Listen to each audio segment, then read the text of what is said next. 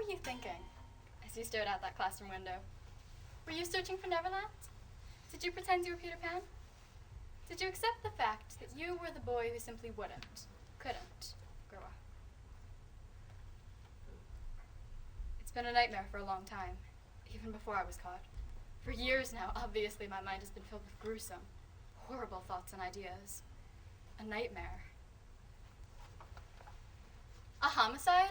I asked. And suddenly, I thought I was about to receive what I felt at the time must surely be the worst news a parent could ever receive. That someone had murdered his child. You mean Jeff's been... No, not Jeff. Jeff is alive and well. Just before school one day, our friend Ray slipped on the ice and fell down hard. He was really hurt. It was just a little incident, quickly brushed off.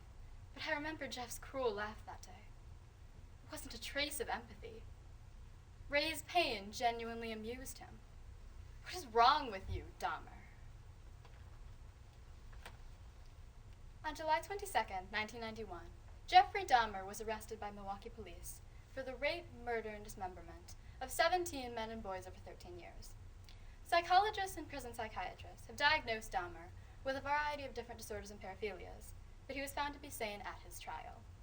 In 1994, Dahmer was killed in prison by a fellow inmate. The gruesome nature of his murders and media obsession with his story made Jeffrey Dahmer one of the most notorious serial killers in the U.S. Examining different perspectives on Jeffrey Dahmer through the poem Dear Jeffrey by Celeste LeBeau, the graphic novel My Friend Dahmer by former high school classmate John Bechter, the biography A Father's Story by Lionel Dahmer, and Jeffrey Dahmer's own words collected in I, Monster by Thomas Philpin. I don't even know if I have the capacity for normal emotions or not, because I haven't cried in a long time. You just stifle them for so long that maybe you lose them, partially at least. I don't know. Eastview was a teeming anthill of school. Post-baby boom, the student population surged, far exceeding the building's capacity. Classrooms were packed, the halls were gridlocked, and the cafeteria was stuffed wall to wall. It was quite a shock to the system after the comfortable familiarity of the cozy elementary schools. If you were shy and slow to make friends, you were virtually trampled by the throng. For most kids, it was an opportunity to make new friends by the bushel. Several of the guys I met during this time would be lifelong pals. Dahmer didn't make new friends. As far as I could tell, he didn't have any friends, period. He was the loneliest kid I'd ever met. What were you thinking as the teacher called out your name?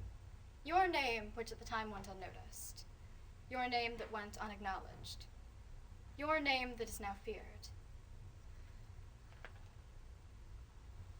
He must have come to view himself as utterly outside the human community, outside all that was normal and acceptable, outside all that could be admitted to a normal human being.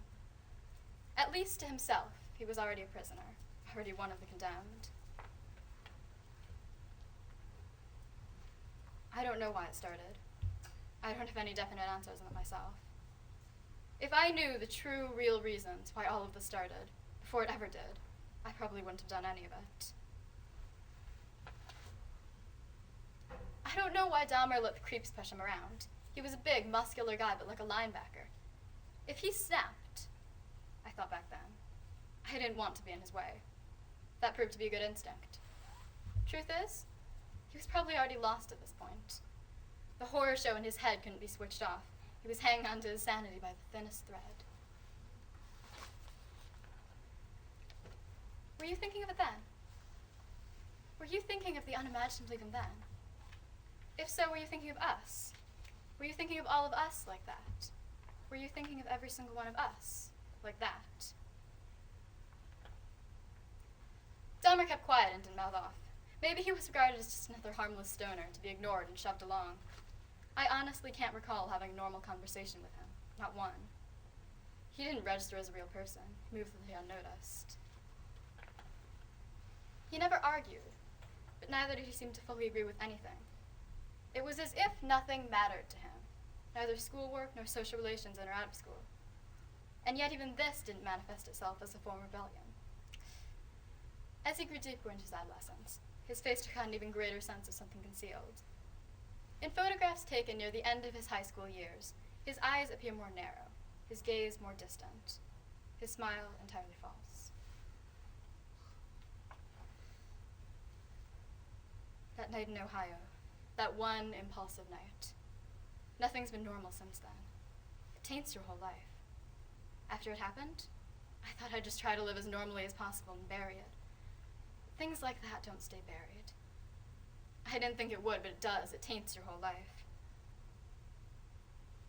I took the knife and the scalp part off and peeled the flesh off the bone and kept the skull and the scalp. If I could have kept him longer, all of him, I would have. What does flesh taste like, Jeffrey? I separated the joints, the arm joints, the leg joints, and had to do 2 boilings. I think I used 4 boxes of Soilex for each one.